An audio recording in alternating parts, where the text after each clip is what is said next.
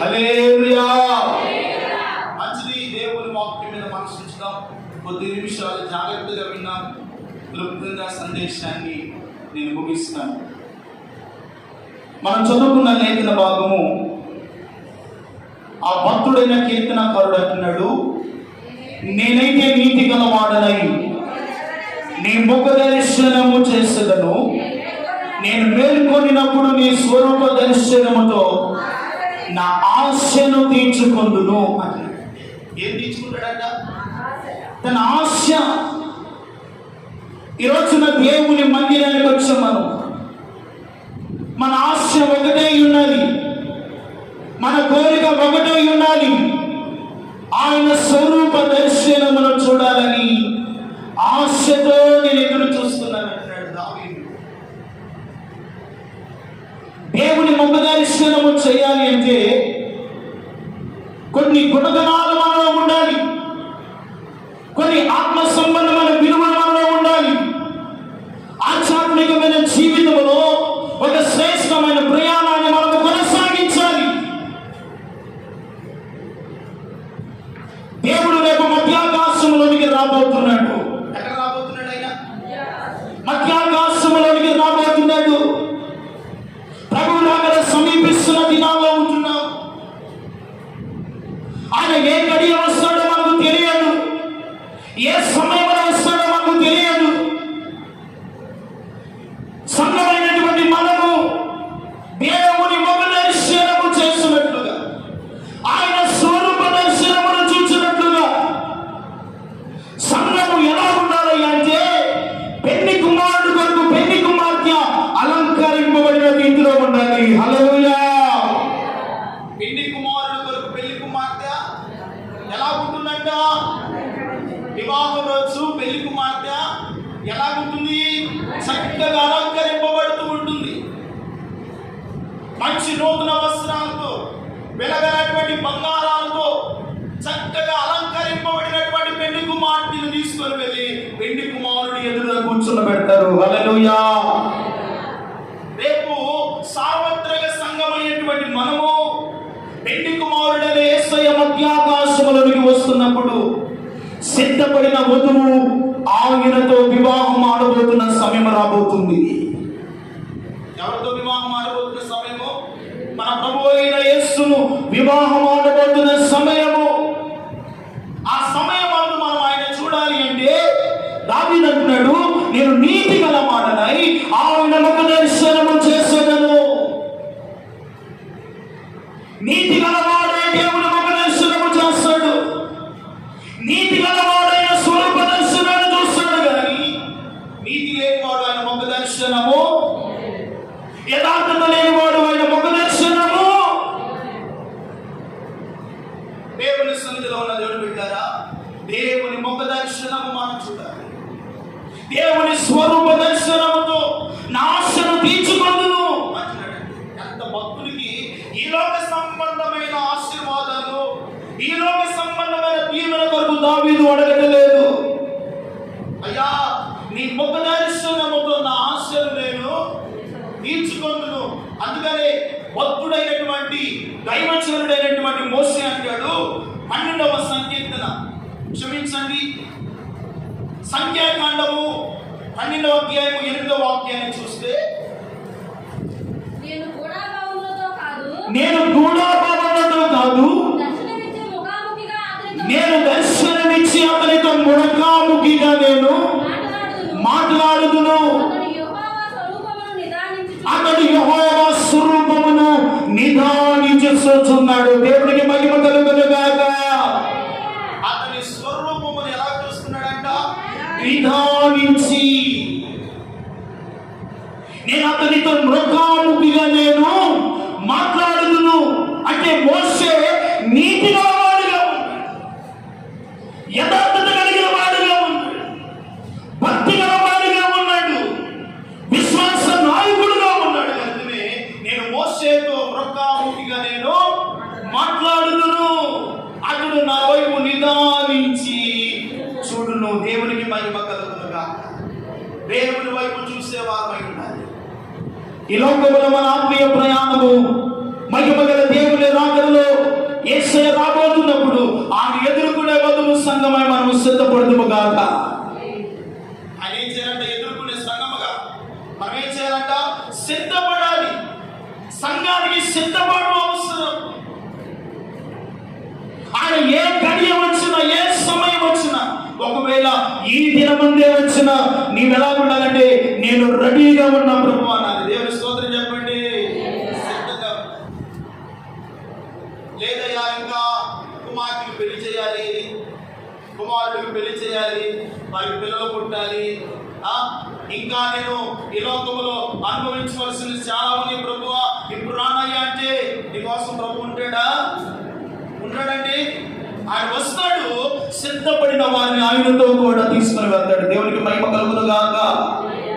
ఏం చేస్తాడు? సిద్ధపడిన వారిని దేవుడు ఆయనతో కూడా తీసుకొని వెళ్తాడు. ఈ కడవరి కాలమందు దేవుడు నీ కుటుంబాన్ని ఆశీర్వదిస్తాడు. తప్పకుండా దేవుడు ఆశీర్వదిస్తాడు. నీకు ఇవ్వవలసిన ప్రభు ఇచ్చాడు. నువ్వు అనుభవించవలసిన ఈ లోక సంబంధమైన ప్రతి ఆశీర్వాదం దేవుడు నీ ముందు ఉంచాడు. అనుభవిస్తున్నా మంచిదే. అయితే దేవుని సన్నిధిలో నీవు నేను పొందవలసినటువంటి ఒక ప్రాముఖ్యమైన విషయం ఏమిటయ్యా అంటే, నేనైతే నీతి గలవాడనై నీ ముఖ దర్శనము చేసేదను. నేను మేలుకొనినప్పుడు నీ స్వరూప దర్శనముతో నా ఆశను నేను తీర్చుకుంటును.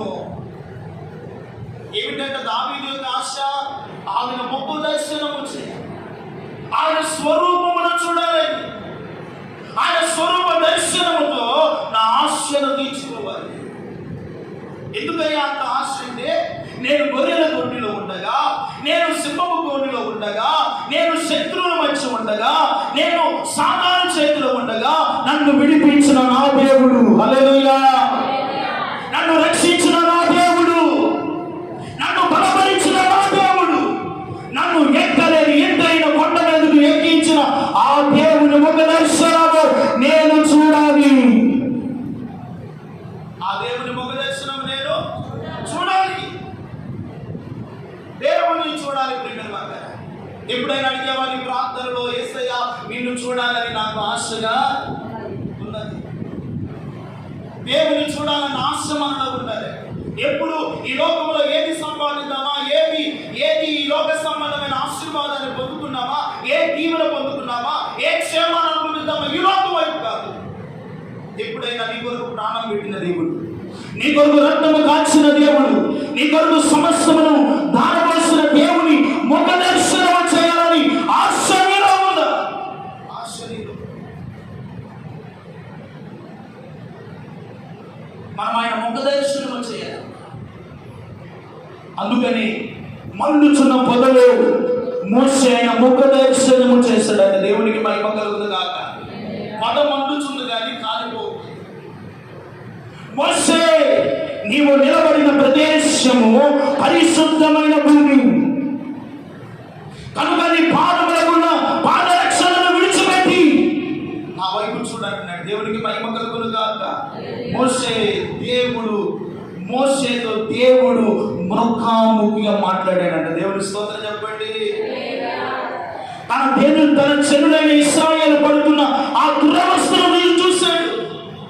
వారు పడుతున్న శ్రమను చూశాడు. వారు పడుతున్న చిత్రహింసను చూశాడు.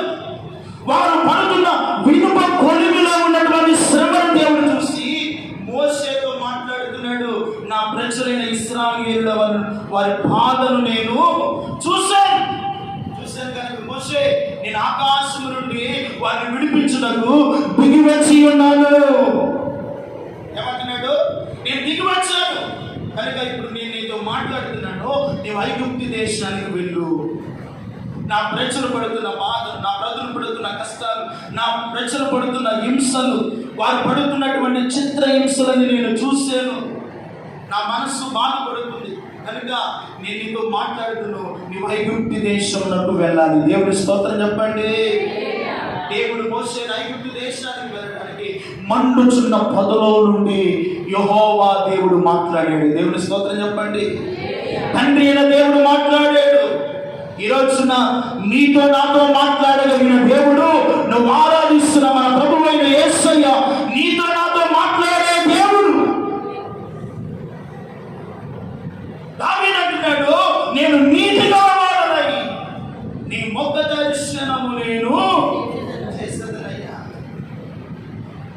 మనము నీతి గల వారమై దేవుని ముఖ దర్శనం ఏం చేయాలంట? చేయాలి. దేవుని ముఖ దర్శనం చేయాలి. ఆయన ముఖ దర్శనము చేస్తే మన జీవితం ధన్యమైనట్లయితే దేవుని స్తోత్రం చెప్పండి. మన జీవితం ధన్యమైంది. ఈ రోజు నీ ప్రార్థన గుడిని ఆరాధన మన ప్రయాసం అంతా కూడా ఎందుకంటే రేపు ఆయన మధ్యాకాశంలోకి వస్తున్నప్పుడు పెళ్లి కుమారుడుగా సిద్ధపడుతున్నప్పుడు సంఘము ఆయన ముఖ దర్శనము చేయాలి. ఎవరు ముఖ దర్శనం చేయాలంట? యేసయ్య ముఖ దర్శనము. ఆయన ముఖ దర్శనము ప్రతిబింబింపదగినటువంటి ముఖ దర్శనం. సూర్యకాంతి కంటే ప్రకాశమానమైనది యేసయ్య ముఖ దర్శనము చేయాలి. ఆయన ముఖ దర్శనము చేయాలి అంటే ఈ లోకంలో మనము నీతి గలవాడుగా మనం బ్రతకాలి. హల్లెలూయా. నీతి గలవాడుగా నువ్వు జీవించాలి. భక్తి గలవాడుగా నీవు ఉండాలి. భక్తి హీనులుగా మనం ఉండకూడదు. శత్రువులమై ఉండకూడదు. దేవునికి ఆయాసాన్ని కలుగు చేసే వారమై ఉండకూడదు. దేవుడు మన పిలిచినప్పుడు ఆయన పిలుపులకు లోబడినప్పుడు ఆయన ముఖ దర్శనము చూసే వారమై ఉండే ఆ కృప దేవుడు మనకి ఇచ్చిన కాక ఆ కృప మనం సంపాదించాలి. అందుకనే చూడండి 11వ సంకీర్తన 7వ వాక్యములు అంటాడు, యెహోవా నీతిమంతుడు, ఆయన నీతిని ప్రేమించువాడు, యథార్థవంతుడైన ముఖ దర్శనము చేసెదరు. యెహోవా దేని ప్రేమించువాడంట? నీతిని ప్రేమించువాడు. మనలో నీతి లేకపోతే మనల్ని ప్రేమిస్తాడండి? మనలో యథార్థత లేకపోతే దేవుడిని చూడగలుగుతామా? ఆయన స్వరూప దర్శనముతో నా ఆశను తీర్చుకుంటుందా? మన ఆశ తీర్చబడుతుందా? మన కోరిక తీర్చబడుతుందా? మన కోరికలన్నీ ఈ లోక సంబంధమైన కోరికలే, ఈ లోక సంబంధమైన ఆశీర్వాదములే, ఈ లోక సంబంధమైన దీవెన కొరకే మనం ప్రయాసపడుతున్నాం. కానీ యేసయ్య ముఖ దర్శనము చేయాలన్న ఆశ నీకు నాకు కలుగును గాక. ఆయన చూడాలని ఆశ, ఆయన చూస్తే ప్రేమరా మన జీవితాల్లో. అందుకని అంటాడు కదా మత్తయి సువార్తలు అంటాడు 6వ అధ్యాయము 33వ వచనం అంటాడు, మొదట మీరు నా నీతిని నా రాజ్యమును వెతుకుడి, అప్పుడు అవన్నీ మీకు అనుగ్రహింపబడును. హల్లెలూయా. ఆయన రాజ్యమును ఆయన నీతిని వెతకాలి. వెతుకుతున్నావా? ఆయన రాజ్యమును ఆయన నీతి. ఆయన రాజ్యము శ్రేష్టమైన రాజ్యం. ఆయన రాజ్యము ఈ లోక సంబంధమైనది కాదు. ఆయన రాజ్యము ఈ లోక సంబంధమైన పట్టణంలో ఉండేది కాదు. ఆయన రాజ్యము యుగ యుగములో నిలిచి ఉండే రాజ్యము. హల్లెలూయా. ఆయన రాజ్యము అంతము లేని రాజ్యం. ఈ రాజ్యం అంటే ఇది ఇదో ఈ లోక రాజ్యాలన్నీ అంతమైపోతాయి. ఈ లోక రాజ్యాలన్నీ లయమైపోతాయి. మైనం వల్ల ఏమైపోయిందంట? కరిగిపోతుంది ఈ లోక రాజ్యం. యేసయ్య రాజ్యము మాత్రము ఇదో యుగ యుగాలు శాశ్వత కాలం ఉండేది యేసయ్య రాజ్యము. ఆయన రాజ్యములో నీవు నేను ఆయన ముఖ దర్శనము చేయను గాక. ఆయన రాజ్యం ఆయన ముఖ దర్శనము చేస్తే ప్రియమైన నీ జీవితంలో ఈ లోకములో పొందలేని ఒక గొప్ప ఆత్మ సంబంధమైన ప్రతి ఆశీర్వాదము యేసయ్య మన కొరకు పరమందు సిద్ధపరిచి వచ్చాడు. ఆశీర్వాదాన్ని మనం పొందుకొని మన ఆశను మనం ఏం చేయాలంట?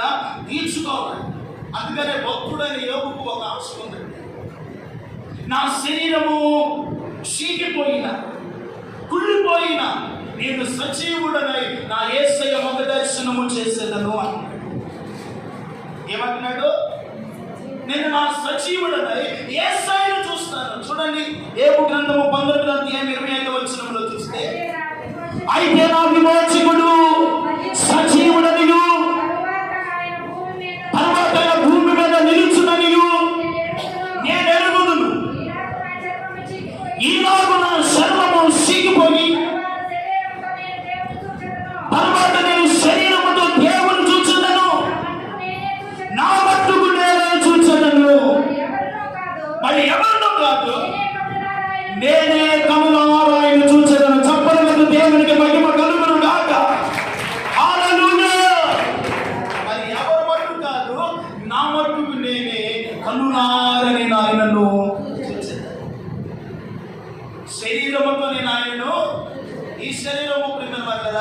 మట్టిలో మన్నైపోతుంది. ఇదిగో మహిమగల శరీరముతో నేను ఆయన చూస్తాను. ఏ శరీరంతో చూస్తాడంట? మహిమగల శరీరముతో, అక్షయమైన శరీరముతో, వాడబారని శరీరముతో నేను ఆయనను చూస్తాను. నా విమోచకుడు ఎవరంట? మన దేవుడు ఎటువంటి వాడండి? సజీవుడు. ఆయన మృతులకును సజీవుడే, బ్రతికి ఉన్న వారికి సజీవుడే, రాబోయే తరము కూడా ఆయన సజీవుడైన దేవుడే. ఆయన ఎవరికి దేవుడు అంట? మృతులకును సజీవులకును ఆయన దేవుడు. ఆ దేవుని ముఖ దర్శనము మనం చేయాలంట. ఆ దేవుని యొక్క స్వరూప దర్శనముతో నా ఆశను నేను తీర్చుకొందును. దేవుని ఆశను మనం తీర్చుకోవాలి. ఈ లోకములో నీకున్న కలవరాలు ఉండొచ్చు, భయం ఉండొచ్చు, బాధలు ఉండొచ్చు, ఆర్థికమైన ఇబ్బందులు ఉండొచ్చు. ఈ లోకములో ఎన్నో బలహీనతలు నిన్ను వెంటాడవచ్చు. నీవు నీతి గలవాడు అని దావీదు వలె యేసయ్య ముఖ దర్శనము చేస్తే ఈ లోకంలో నీకు కావాలిన ప్రతి ఆశీర్వాదము, ఆత్మ సంబంధమైన ప్రతి దీవెన నా తండ్రి మీకు అనుగ్రహించను గాక. ఆయన ముఖ దర్శనము చేయాలి. ఆయన స్వరూప దర్శనముతో నా ఆశను నేను తీర్చుకుంటాను. మన ఆశను తీర్చాలి. ఈ లోకంలో ఏదైనా ఆశ ఉండదంటే యేసయ్యను చూసే ఆశ మనకు ఉండాలి. హల్లెలూయా. అంతేగాని ఈ లోకంలో ధనం వైపు కానీ, లోకభోగాల వైపు కానీ, సుఖభోగాల వైపు కానీ, ఈ లోక సంబంధమైనటువంటి పరిస్థితుల వైపు కానీ మనం చూడకుండా యేసయ్యను చూడాలి. హల్లెలూయా. ఎవరిని చూడాలంట? యేసయ్యను చూడాలి. యేసయ్యను చూస్తే ఇగో నీ జీవితంలో నువ్వు పొందవలసిన ప్రతి మేలును నీ జీవితంలో పొందుకుంటావు. దేవుని స్తోత్రం చెప్పండి. నువ్వు పొందుకోవలసిన ప్రతి ఆశీర్వాదాన్ని దేవుని ఆయన ముఖ దర్శనం వచ్చి ఆయన స్వరూప దర్శనముతో నీ ఆశను ఏం చేయాలంట? తీర్చుకోవాలి. అందుకని నా శరీరము చీకిపోయింది, నేను శరీరముతో దేవుని నేను చూచెదను. మోషే ఆయన స్వరూపమును చూసినట్లుగా యోబు అంటున్నాడు, నేను నా శరీరముతో ఆయన మృగమును నేను ఎవరు మట్టుకు అన్నాడు? తన బిడ్డలతో కాదు, నా మట్టుకు నేను. ఎవరు మట్టుకు వాళ్ళు ఆయన ముఖ దర్శనం ఏం చేయాలంట? చూడాలి. భర్త దేవుని మందిరానికి వచ్చి భార్య దేవుని మందిరానికి రాకపోతే నిన్ను బట్టి నీ కుమారులు దేవుని ముఖ దర్శనము చేయలేదు, చూడలేదు, ఆయన స్వరూపమును అనుభవించలేదు. ఎవరి భక్తి వారిదే, ఎవరి విశ్వాసము వారిదే, ఎవరి నీతి వారిదే, ఆ నీతిని బట్టే ఆయన ముఖ దర్శనము చేయదురు కాక. ఎవరి నీతిని బట్టి వారు ఏం చేస్తారంటే ఆయన ముఖ దర్శనము చేస్తారు. ఆయన ముఖ దర్శనము చేయగలిగిన కృప ఈ అంత్య దినములలో దేవుడు మనకి ఇచ్చును గాక. ఈ అంత్యకాలంలో దేవుడు తన ఆత్మను మన మీద కుమ్మరించాలని ప్రభు ఇష్టపడుతున్నాడు. అది దేవుని స్తోత్రం చెప్పండి. మన్నే అగ్నేలేవా దేవా, అన్య భాషలతో అభిషేకించు, ఎగసే గాలల్లే నన్ను తాగుమా, జీవనది వలె ప్రవహించెదా, అంతేగా అభిషేకం సర్వజనుల కోసం. కొత్తగా గిరమునిది అగ్ని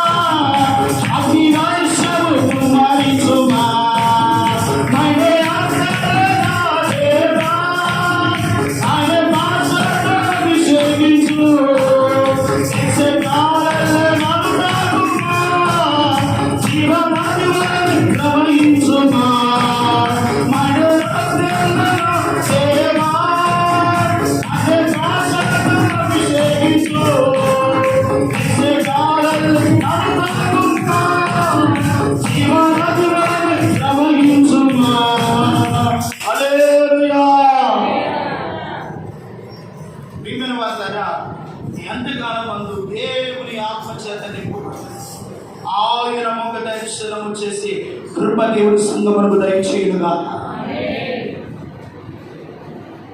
ఆయన ముఖ దర్శనం చేసినప్పుడు, ఆయన స్వరూప దర్శనంతో మన ఆశను తీర్చుకున్నప్పుడు ఈ లోకంలో ఏ ఆశ విఫలమైపోయిందో, ఏ కోరిక నీ జీవితంలో విఫలమైపోయిందో, ఆయనను చూడాలని ఆశ నీలో ఉన్నప్పుడు విఫలమైన కోరికలన్నీ నెరవేర్చబడదు కాక.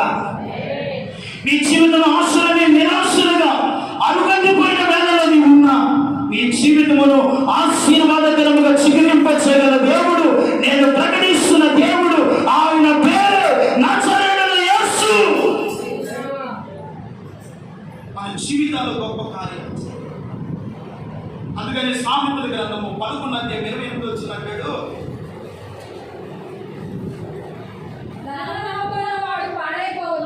నీతిమంతుడు చిగురాకు వలె వృద్ధి నొందుతాడు. హల్లెలూయా. ఎవరో వృద్ధి నొందుతారంట? నీతిమంతులు ఆయన స్వరూప దర్శనము మాత్రమే చూడమే కాదంట, నీతిమంతులంట చిగురాకు వలె వృద్ధిలోకి వస్తారంట. యాప చిగురు వచ్చినప్పుడు అంటే చక్కగా బాగా పచ్చగా ఉంటుందండి. ఆ చిగురు కూడా కొంతమంది ఏం చేస్తారు, పడవరకునే తినేవాళ్ళు ఉంటారు, ఆరోగ్యానికి మంచిది. దేవుని సన్నిధిలో ఉన్న నీతిమంతులంట చిగురాకు వలె వాళ్ళు ఏం చేస్తారంట, వృద్ధి నొందుతారు. ఆత్మీయ జీవితంలో, విశ్వాస జీవితంలో, భక్తిలోను, ప్రార్థనలోను, విశ్వాస పోరాటంలోను మీరు ఈ కడవరి కాలమందు అంత్య దినములలో సంఘము అన్ని విషయములో వృద్ధిలోకి వచ్చునుగాక. వృద్ధిలోకి రావాలి. ఎంతకాలము ఎక్కడ వేసేవారు దొంగలంటే అలాగూ కాదు. ఆత్మీయ జీవితంలో వృద్ధిలోనికి రావాలి. ఆత్మీయ జీవితంలో ఆయన లోపల సిద్ధపరిచారు. ఒక వైరాగ్యములో మీరు భక్తి చేయాలి. అప్పుడే ఆయన ముఖ దర్శనము మనము చేస్తాం, ఆయన స్వరూప దర్శనము చూస్తాం, మన ఆశ తీరుతుందండి. కనుక దేవుడు పెట్టారా, నీతిమంతులు చిగురాకు వలె వారు ఏం చేస్తారంట, వృద్ధి నొందుతారు. ఇంకా అంటాడు దావీదు, నీతిమంతులంట లెబనోను మీద దేవదారు వృక్షము వలె వారు ఎదిగి అంకురము తన్ని వారు పైకి ఎగురుదురు. హల్లెలూయా. వారి అంకురము, వారి ఏర్లు లోపలికి తన్ని వారు ఏం చేస్తారంట, ఎదుగుతారు. ఎదిగే వారముగా ఉంటారు, సన్నగిల్లిపోయే వారముగా ఉంటారు. నిశ్చయముతో ఉండకూడదు, భక్తిహీనుడుగా ఉండకూడదు, నీతి గల వారమై యేసయ్య ఏ క్షణం వచ్చినా, ఏ గడియ వచ్చినా ఆయన చూసే కృప ఈ కల్వరి ప్రార్థన మందిర సమావేశంలో ఉన్న ప్రతి బిడ్డకు దేవుడు ఆ కృపను గ్రహించును గాక. ఆ కృప దేవుడు అనుగ్రహించాడు. ఆ కృపలో మీరు నడిపించబడ్డారు. ఆ కృపయే మనలను ఉన్నతమైన స్థితిలోనికి ఉంచుతుంది. హల్లెలూయా. ఉన్నతమైన మార్గాల్లోనికి నడిపిస్తుంది. ఉన్నతమైన ఆత్మీయ స్థితిని మన జీవితంలో ప్రారంభించడానికి ఆ కృపయే మనలను బలపరచును గాక. ఆ కృపయే మనల్ని బలపరుస్తుంది. కనుక దేవుడు పెట్టారా, ఆయన ముఖ దర్శనము చేయగలిగిన కృప దేవుడు మనకి ఇస్తాడు. 3వ చెప్పి నేను ముగిస్తాను. చూడండి, 119వ కీర్తన 111వ వచనం.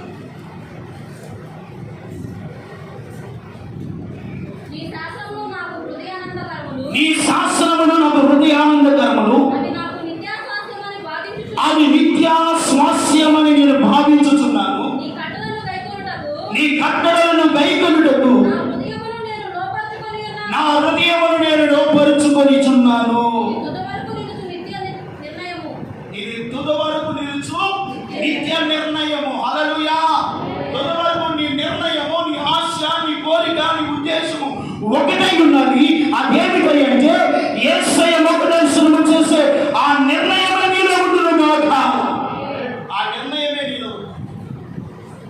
ఏదైనా ఆశ ఉంటే ఆయన చూడాలని ఆశ ఉండాలి.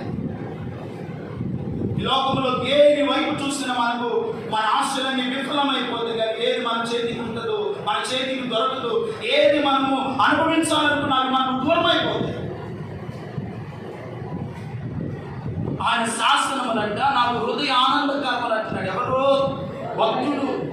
ఆయన వాక్యము నా హృదయములకు ఏమిటంట, ఆనందకరములు. దేవుని మాటలే మన హృదయములను ఆనందపరిచేది. దేవుని మాటలే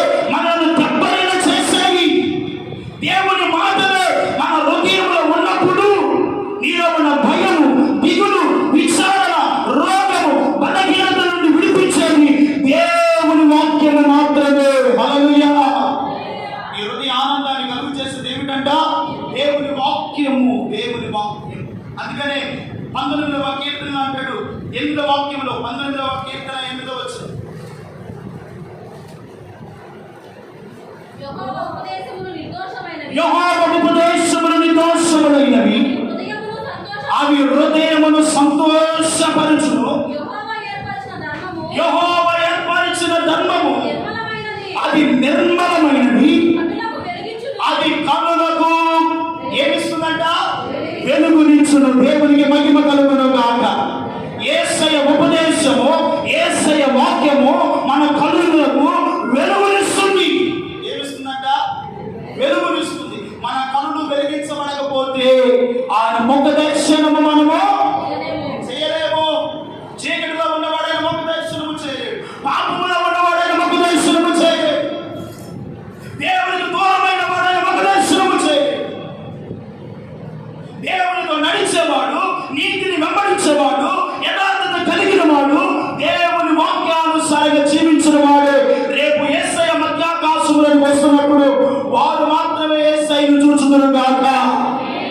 వారు మాత్రమే చూస్తారు.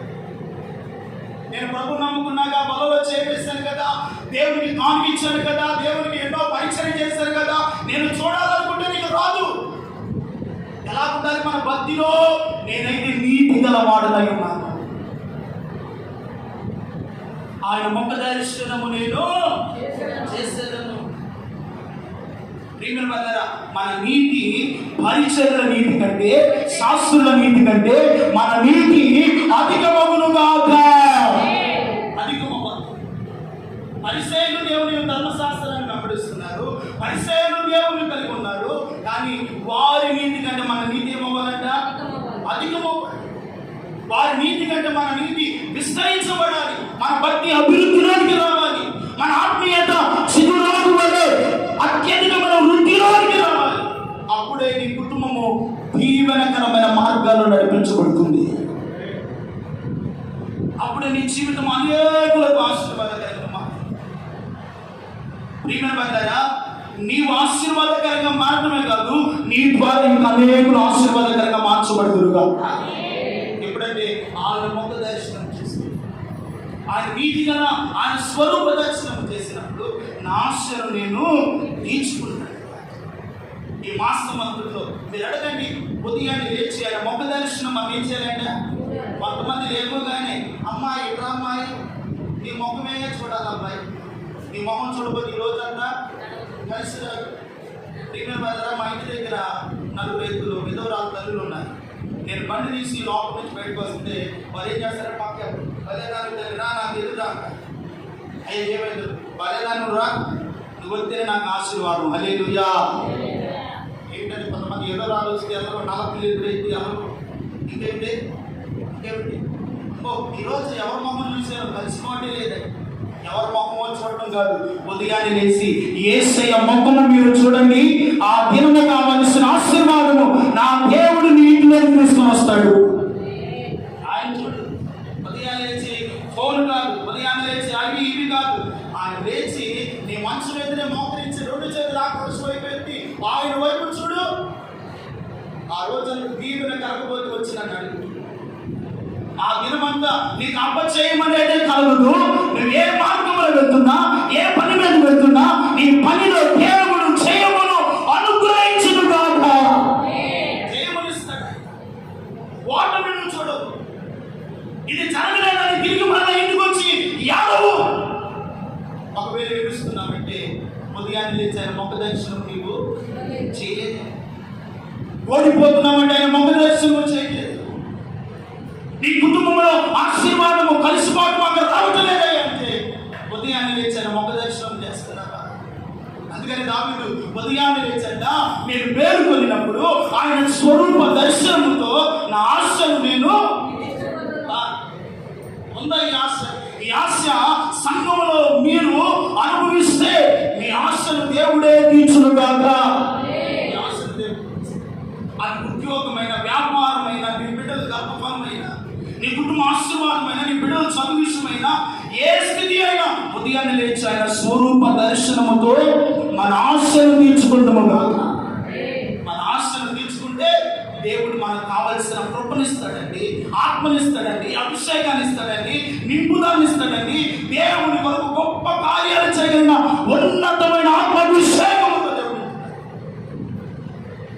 ఆయన ముఖ దర్శనం చేశాడు. నేను శాస్త్ర ఉదయం లేచి ఆయన ముఖ దర్శనం చేస్తున్నాం కదంటే ఏ దినము కావాల్సిన దినము దేవుడు కృపనిస్తాడు. గత వారం అంతా కూడా ఆ స్థలాల్లో దేవుని మాట చెప్పడానికి, దేవుని ఆరాధించడానికి దేవుడు చక్కని అవకాశం ఇచ్చాడు. దేవుని స్తోత్రం చెప్పండి. హల్లెలూయా. ఆయన వైపు చూసినప్పుడు, ఆయన వైపు మళ్ళినప్పుడు మన జీవితాల్లో దేవుడు బలమైన కార్యాలు ప్రభువు కార్యాలు వెంట నువ్వు పరిగెత్తడం కాదు, కార్యాలయం వెంట పరిగెత్తడం కాదు, ఆశీర్వాదం వెంట నువ్వు పరిగెత్తడం కాదు, ఆశీర్వాదం నీ వెంట వచ్చును కాక. ఈరోజు మనం ఎక్కడ పరిగెత్తున్నామంట, అక్కడ స్వస్థత కార్యాలు జరుగుతాయంట, అక్కడ అద్భుతాలు జరుగుతాయంట, అక్కడ సాదృశ్యతలు పోతున్నాయంట. వాటి ఉన్న పరిగెత్తున్నావు, నువ్వు వాటి ఉన్న పరిగెత్తకూడదు. నువ్వు ఉదయాన్నే లేచి ఆయన స్వరూపం దర్శనం చూస్తే ఆశీర్వాదమే నీ వెంట పరిగెత్తును కాక, నీ వెంట అద్భుతములు చేసే దేవుడు వచ్చును గాక, నీ జీవితంలో స్వస్థతను చేసే దేవుని గాయపడిన హస్తము ఒక్కొక్కరిని తాకును గాక. ఆయన ముఖ దర్శనం చేస్తే నీ కార్యాలను అనుభవిస్తావు. ఈరోజున ఆ అనుభవాలతో, ఆ విశ్వాసంతో, ఆ భక్తితో మనం ప్రయాణం చేయలేకపోతున్నాం కనుకనే ఓడిపోతున్నాం.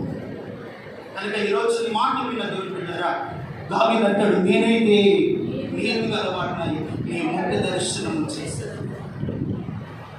ఇంకా 52వ కీర్తన అంటాడు, నేనైతే నీ మందిరములో పచ్చని ఒలివ మొక్క వలె ఉన్నాను.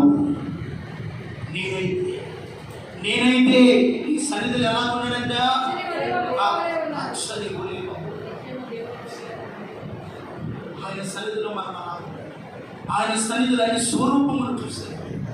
ఆయన ముఖ దర్శనము చేసినప్పుడే ఆశీర్వాదం ఎక్కడికో వెళ్ళదండి, ఎక్కడికో పరిగినట్లేదు.